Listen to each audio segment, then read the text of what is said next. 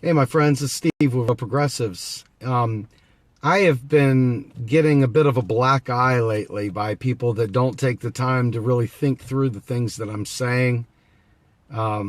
Sometimes I assume people know what I'm saying and just sort of skip to the finish line because sometimes you get tired of saying the same thing over and over again. But I think it's important that we talk about the balance of trade, that we talk about manufacturing, and we talk about, the different ways we can provide jobs for people within the United States.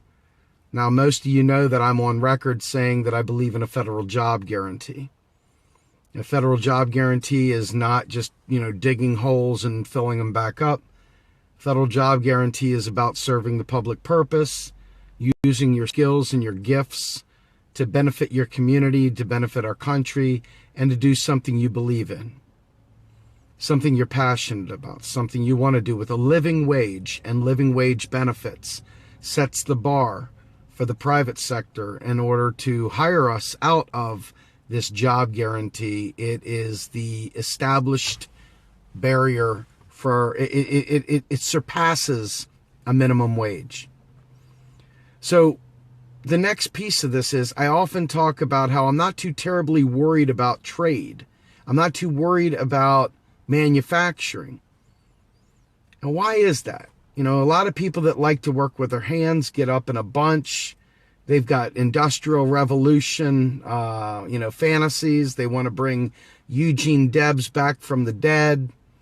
They don't understand that the new era that we're in requires a new revolution. And it's not reviving the old revolution. One of these days I'll do a little bit more of a deep dive with the numbers. But we do manufacture quite a bit in this country still. It's not like we don't manufacture anything. It's just that we are not focused on manufacturing.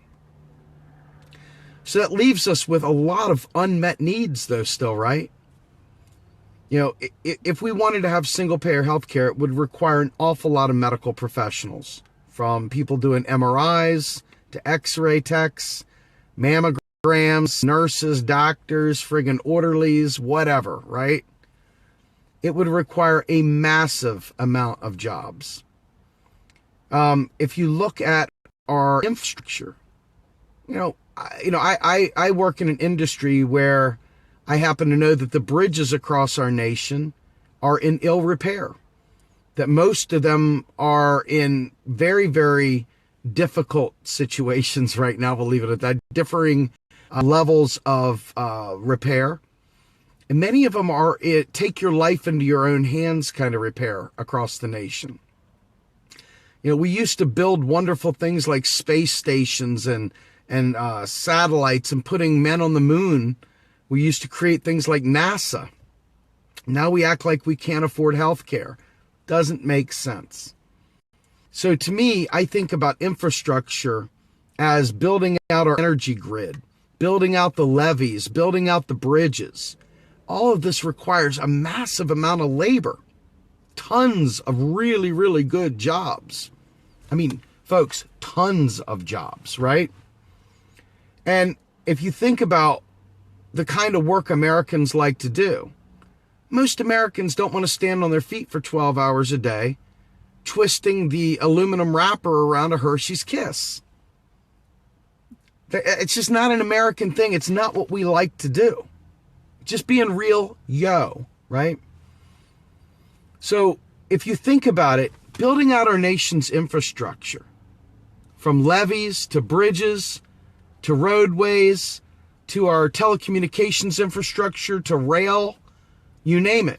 And think about if we put high-speed rail in, or even just other forms of mass transit, upgraded the existing. That would be an incredible amount of jobs. And the upkeep on it, if we did it properly, would require a massive maintenance staff. We're talking about huge amounts of good quality jobs with upward mobility. So when people tell me they're desperate to twist the tie on a Tootsie Pop, as opposed to these new jobs, I say, what the hell are you thinking? I would much rather send manufacturing overseas and let our people, our citizens, our green card holders, our undocumented workers, I don't care, whoever. I would like them to be, all of us, to be able to have access to these really, really good paying jobs that our government could quickly sponsor and afford to pay for. And think about all the parks and stuff like that, being able to help them.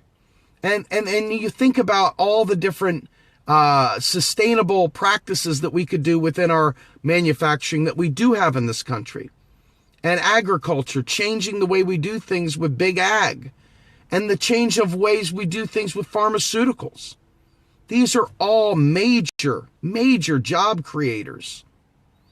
So when I hear people belly aching about creating, twisting the ties on a Tootsie Pop, we got to bring it back to the States. I'm thinking to myself, why? Most manufacturing jobs are very, very rote and can be done by robots, quite frankly. But the public purpose can be served by humanity easily. So I think to myself, what is it you really want? Yeah, hemp industry, exactly. I think to myself, I want real good jobs. Really, really good jobs. They're there. We just have to put a priority there. So, I don't know what people think is going to be achieved by bringing back, twisting the ties of hip-hop back to the United States. But it's not the kind of America I'm trying to create. I don't know. So, when you think about my position on trade, just consider about trade for real goods and services. I'd rather create a better America, and I would rather feed everyone, and I would rather give everyone health care than I would twisting the tie on a Tootsie Pop. So with that, hopefully that clears up my perspective on trade and manufacturing and where the priorities lie. It should be pretty basic. But unfortunately, people have parasitically lied about my position. They have parasitically lied. And I know I don't like Richard Wolff particularly. Richard Wolff doesn't understand that taxes don't fund spending. So while Richard Wolff may be a nice guy and have nice sensibilities, his economics are founded in mythology. So no, I don't like Richard Wolff. It's not because he's a bad guy, but he doesn't acknowledge monetary sovereignty, and that makes him a liability, in my opinion. Good guy, nice sensibilities. Bad economics. So anyway, with that, I'm going to go ahead and check out. Y'all have a good day. Talk to you later. Oh, and by the way, tonight I'll have Arn Menconi on talking about the Muslim ban at 8 o'clock Eastern Standard. So please join us.